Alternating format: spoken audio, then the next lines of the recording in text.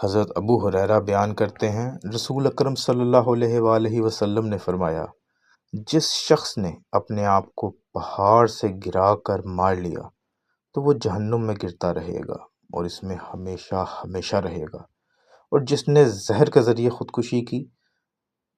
تو اس کا زہر اس کے ہاتھ میں ہوگا، جسے وہ جہنم کی آگ میں پیتا رہے گا اور اس میں ہمیشہ ہمیشہ رہے گا، اور جس نے لوہے کے کسی آلے کے ذریعے خودکشی کی تو اس کا ہتھیار اس کے ہاتھ میں ہوگا اور وہ جہنم کی آگ میں اسے اپنے پیٹ میں گھونپتا رہے گا اور وہ اس میں ہمیشہ ہمیشہ رہے گا۔